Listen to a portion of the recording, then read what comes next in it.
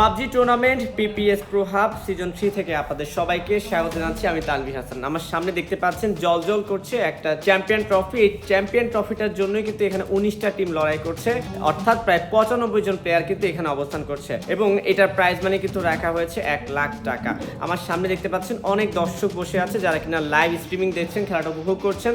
আবার ঠিক আমি যদি একটা জোন দেখাই, সেই জোনটাতেই কিন্তু এই 19টা টিমের প্লেয়ার অবস্থান করছেন এবং তারা কিন্তু কন্টিনিউ খেলে যাচ্ছেন এই ট্রফিটার জন্য। আজকে সকাল 10টায় শুরু হয়েছে, যা কিনা চলবে বিকেল 4টা পর্যন্ত। এরপরে জানা যাবে কে হচ্ছে চ্যাম্পিয়ন, কার হাতে যাচ্ছে এই ট্রফিটা। এই পাবজি নিয়ে কিন্তু পাবজি প্লেয়ারদের মধ্যে একটু দুঃখবোধ আছে, কারণটা হচ্ছে বাংলাদেশে ই স্পোর্টসটা এখনো ব্যান করা আছে। তাদের একটা দাবি আছে যে বাংলাদেশে যেহেতু ই স্পোর্টসটা ব্যান করা এবং 5 আগস্টের পরিবর্তিত প্রেক্ষাপটে দেশে অনেক কিছুই সংস্কার হচ্ছে, তো এই পাবজিটাও যেন বা ই স্পোর্টসটাকেও যেন বাংলাদেশে আনব্যান করে দেওয়া হয়। কারণ এই পাবজি প্লেয়াররা কিন্তু দেশের বাইরে বেশ ভালোভাবে খেলছেন, সুনাম অর্জন করে আসছেন এবং লাখ লাখ ডলার রেমিটেন্স কিন্তু দেশের জন্য বয়ে নিয়ে আসছেন। তো সবশেষ মিলিয়ে যদি আমি বলি যে পিপিএস প্রো হাব সিজন 3 থেকে আমার কাছে এই ছিল সর্বশেষ।